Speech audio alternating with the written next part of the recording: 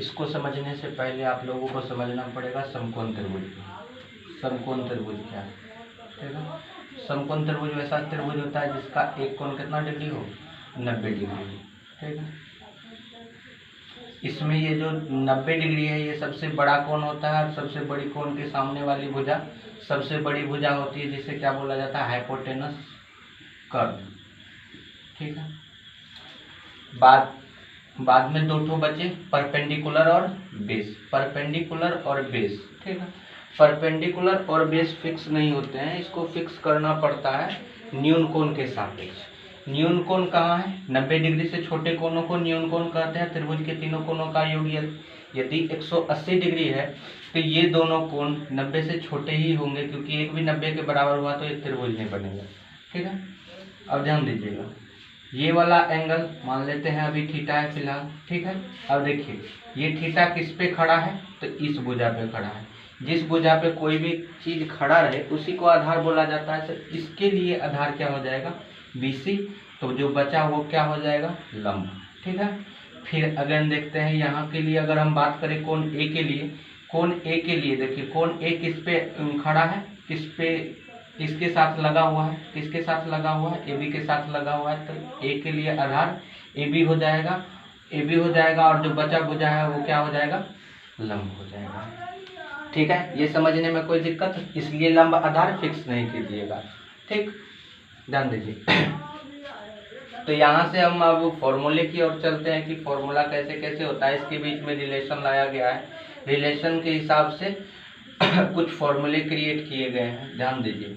सबसे पहले साइन का बात करते हैं, ठीक है। साइन थीटा लेके चलते हैं हमेशा, अभी फिलहाल इसी एंगल की ये बात करते हैं, ठीक है।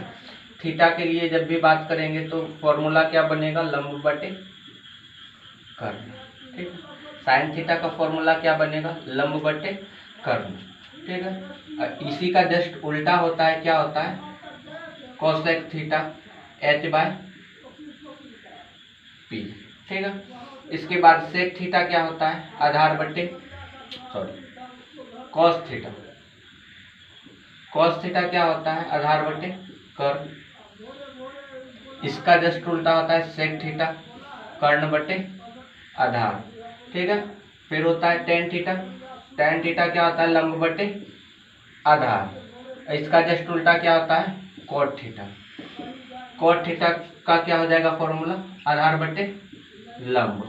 अब ध्यान दीजिएगा कि जैसे 2, ठीक है, 2, इसको 2/1 भी लिखा जाता है, सभी जानते होंगे। अगर इसका हम उल्टा का बात करें तो ये इसका उल्टा क्या हो जाएगा, 1/2, इसको उल्टा देंगे। अब देखिए जब एक दूसरे को इससे गुना करते तो क्या हो जाता है, यानी वैसी संख्याओं को आपस में जो एक दूसरे के उल्टे हो उसको आपस में अगर गुना किया जाए तो गुणनफल कितना होता है, 1 के बराबर, ठीक है। तो अब ध्यान से देखिए कि ये दोनों एक दूसरे के उल्टे हैं, है ना। इसको कहा जाता है व्युत्क्रम गुण, व्युत्क्रम गुण, ठीक है। व्युत्क्रम गुण में क्या पढ़ना है कि ये दोनों एक दूसरे के व्युत्क्रम है, साइन थीटा गुना कोसेक थीटा, ठीक है। एक दूसरे के व्युत्क्रम है तो गुणनफल कितना होगा, 1 होगा, ठीक है। उसके बाद कॉस थीटा गुना सेक थीटा, ये दोनों भी एक दूसरे के उल्टे हैं तो कितना गुणनफल होगा, 1 होगा।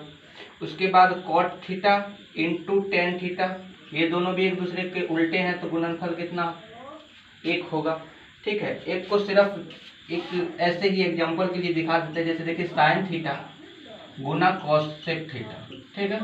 साइन थीटा का फॉर्मूला क्या बताया, P/H गुना कोसेक थीटा का फॉर्मूला H/P। H से H खत्म, P से P खत्म, बचा कितना, 1, ठीक है। इसी हिसाब से आप सबको साबित कर सकते हैं, साबित करने का कोई जरूरत नहीं, सिर्फ ये दिमाग में रखिए इसका कंक्लूजन, ठीक है। यूनिट वाला सिर्फ ये दिमाग में रखना है कि कहाँ कहाँ यूनिट आ रहा है, ठीक है। यूनिट का ये तीनों गुण समझ में आ गया। इसके बाद इस पर 3 ठो और, ठीक है, 3 ठो और यूनिट प्रॉपर्टी, ठीक है, यूनिट प्रॉपर्टी है। अब ध्यान दीजिएगा इसको, इसमें आता है sine square theta plus cos square theta बराबर 1, ठीक है।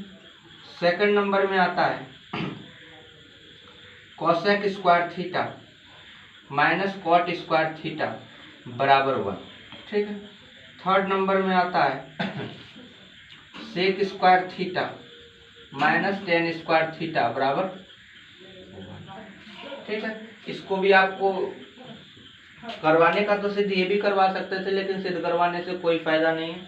सिर्फ प्रॉपर्टी ध्यान में रखिए कि sine square theta plus cos square theta बराबर 1, cosec square theta minus cot square theta बराबर 1, sec square theta minus tan square theta बराबर 1। पॉज।